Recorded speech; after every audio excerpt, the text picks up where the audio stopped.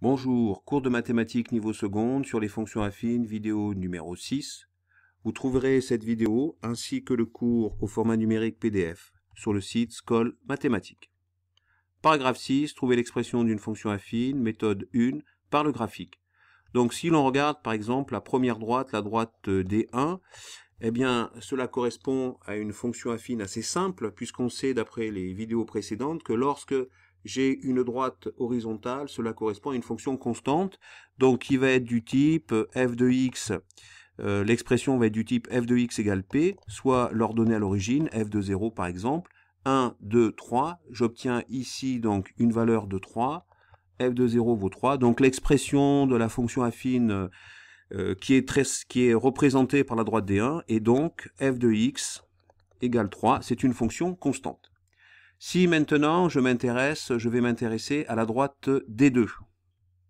Donc la droite D2, pour la droite D2, je vais donc avoir, là c'est encore une fois, on va prendre f de 0 qui va être, on va l'appeler aussi une fonction f, on peut l'appeler h, on va un peu changer, on va l'appeler h. Donc on va avoir ici h de 0, hein, c'est l'ordonnée à l'origine, égale 1, 2, 3, 4, h de 0 égale 4. Donc ça c'est mon nombre p, h de 0 qui vaut 4. Alors maintenant, je dois calculer le coefficient directeur de ma fonction. Or, je sais, d'après les vidéos précédentes, que la formule du coefficient directeur est la suivante. C'est égal à h, par exemple, xb moins h, par exemple, de xa, le tout xb moins xa, qu'on peut aussi écrire yb moins ya sur xb moins xa. Moi, personnellement, je préfère l'écriture la plus simple qui est la suivante, delta y sur delta x. Donc pour cela, graphiquement, qu'est-ce qu'on va faire? On va dessiner des flèches. Alors ici, il faut localiser deux points sur la droite. Par exemple, je vais prendre ce point et ce point. Je descends ici donc d'une certaine valeur. Alors je vais compter ça négativement puisque je vais dans le sens opposé à l'orientation de l'axe des ordonnées, hein, puisque si je fais cette image moins cette image, ça va être négatif. Donc j'obtiens ici un delta y qui vaut moins 3, moins 1, moins 2, moins 3, qu'en plus je vais après me déplacer dans ce sens-là. Là par contre ça correspond, c'est dans le même sens que le sens d'orientation de l'axe des abscisses, donc je vais avoir un delta x qui va être compté positivement, 1, 2, 3, 4, c'est-à-dire plus 4. Donc évidemment, pour ce point, lorsque je vais faire cette abscisse moins l'abscisse ici, je vais obtenir une valeur positive.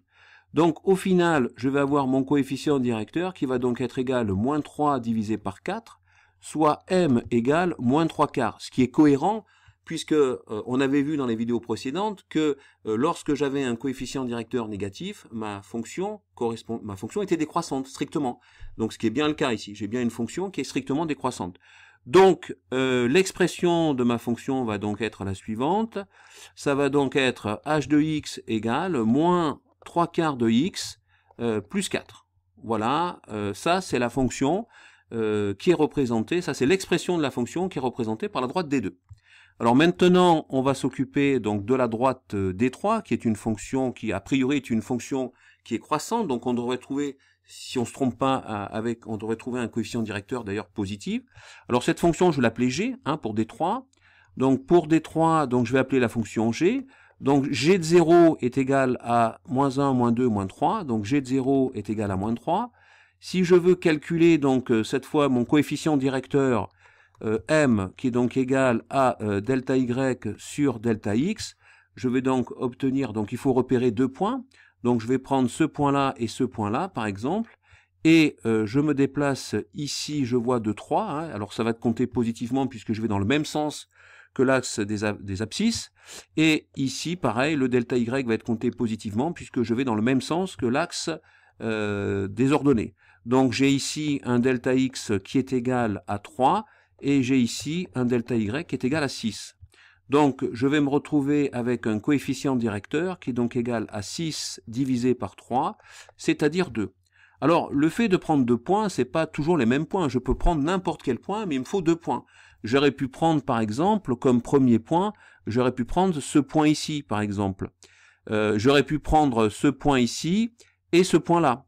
Et j'aurais pu non pas partir du bas pour aller vers le haut, mais partir par exemple d'ici. Donc je me retrouverai ici avec un delta x qui est égal à moins 4, hein, puisque je vais dans le sens opposé de l'axe des abscisses. Et ensuite, je descends. Donc, je descends jusqu'ici. Et là, je vais me retrouver avec un delta y qui est égal à moins 8. Et je me retrouve encore avec un coefficient directeur qui serait donc égal à moins 8 divisé par moins 4. Et je retrouve heureusement la même chose. Je retrouve 2. Donc, voilà, l'essentiel, c'est de trouver 2 points sur la droite. Et après, je peux calculer, je peux déterminer graphiquement mon coefficient directeur. Donc, ça y est, je peux donner une expression à ma fonction g. G de x est donc égal à 2 fois x moins 3. Voilà, 2x moins 3. Donc j'ai une fonction avec un coefficient directeur positif, ce qui est cohérent, hein, puisque graphiquement on voit que la fonction est strictement croissante. Alors maintenant, il existe une méthode 2 par calcul. Alors imaginons que ma droite D1 passe par les points A et B. Donc dans un premier temps, je vais calculer le point M, qui est, enfin le coefficient directeur M. Alors je vais supposer que ma fonction s'appelle f. Donc je vais dire par exemple f de xa moins f de xb sur xa moins xb, que je peux aussi écrire yk moins yb sur xa, hein, sur xa moins xb. Moins xb. Donc ya, ça va être 3, moins yb, ça va être 3, sur xa, c'est moins 2, moins xb, c'est 5, donc je me retrouve 0 divisé par moins 7, et donc j'ai bien un coefficient directeur qui vaut 0. Donc j'ai l'expression de ma fonction f de x, de ma fonction f, pardon. Cette fonction f a pour expression donc f de x égale, alors comme m est égal à 0, c'est égal à une constante. Donc c'est égal à une constante. Et cette constante, comme c'est une fonction constante, c'est égal aussi à, on va écrire ici, donc f de moins 2, mais aussi égal à f de 5. C'est-à-dire, c'est égal à 3. Donc l'expression de ma fonction f, c'est f de x égale 3. Je retrouve, comme avec la méthode graphique, je retrouve l'expression d'une fonction qui est constante.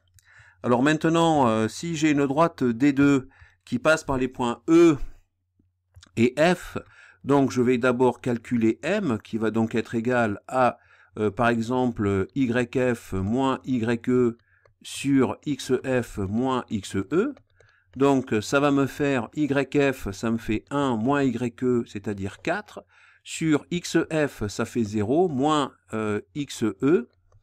Donc XE... Alors XF, pardon, ça fait pas 0, ça fait 4, hein, XF est ici, ça fait 4, moins XE, ça fait 0. Donc YF, je rappelle, c'est 1, YE, c'est 4, et ici, XF, c'est 4, moins XE, c'est 0. Voilà, donc je me retrouve avec moins 3 divisé par 4, c'est-à-dire moins 3 quarts. Donc je retrouve le coefficient directeur qui est de moins 3 quarts. Donc je sais que la représentation graphique, ça correspondra à une fonction décroissante, strictement. Alors maintenant, si je veux calculer P, eh bien, j'ai la possibilité avec E, puisqu'on sait que f de 0 égale P, donc ce qui veut dire que f de 0 égale 4. Je peux aussi le calculer avec F. En effet, je sais que F, donc d'après grand F, je peux en déduire que f de 4 égale 1.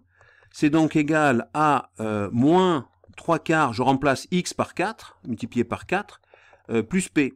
Donc ça va me faire ici moins 3 plus P, et ça, on sait que c'est égal à 1. Donc si je fais passer le moins 3 de l'autre côté, je me retrouve avec un P qui est égal à 4. Hein. Moins 3 plus 1, pardon, ça fait bien 4. Donc au final, j'ai bien comme expression ici f de x égale moins 3 quarts de x plus 4. Alors j'ai pas changé le nom de la fonction, hein, je suis resté sur un même nom, c'est-à-dire une fonction f. Donc je retrouve bien, je peux par calcul, vous voyez, retrouver le coefficient directeur M et l'ordonnée à l'origine.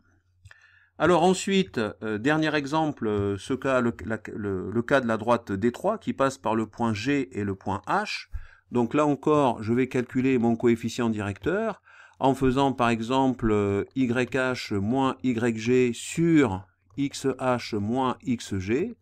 ce qui me donne YH, ça me donne donc 5, moins YG, ça me donne moins 1, le tout divisé par XH ici, alors XH c'est 4, moins XG c'est 1, j'obtiens au final 6, parce que moins 1 ça fait plus 1, 5 plus 1 6, divisé par 4 moins 1 3, et je retrouve 2. Donc j'ai bien un coefficient directeur qui vaut 2. Si maintenant je veux calculer l'ordonnée à l'origine, c'est-à-dire P, je fais donc, par exemple, je peux utiliser le fait que f de 1 égale moins 1, hein, avec le point G. Donc l'image de 1, c'est moins 1. Donc je remplace 1 par x, et je me retrouve avec 2 fois 1 plus P. Donc P, je ne connais pas. Ce qui est égal à 2 plus P, qui est égal à moins 1. Si je fais passer le 2 donc de l'autre côté, ça va devenir moins 2. Et donc je vais me retrouver avec un P qui est égal à moins 3. Donc je peux faire un deuxième calcul pour vérifier que je ne me suis pas trompé pour ma valeur de P. Alors je vais prendre ici par exemple f de 4 qui est égal à 5. Donc je remplace x par 4, donc ça fait 2 fois 4 plus P, et ça on sait que c'est égal à 5. Donc je fais passer 2 fois 4, ça fait 8, je le fais passer de l'autre côté, ça devient moins 8, donc P va être égal à 5 moins 8, et je retrouve encore moins 3. Donc au final, je vais trouver comme expression, pour ma fonction, f de x égale, donc 2x moins 3. Donc voilà, on a vu les deux méthodes, par graphique et par calcul, pour trouver l'expression d'une fonction affine. Eh bien, j'espère que cette vidéo vous a plu, et que je vous dis à bientôt sur le site Skol Mathématiques.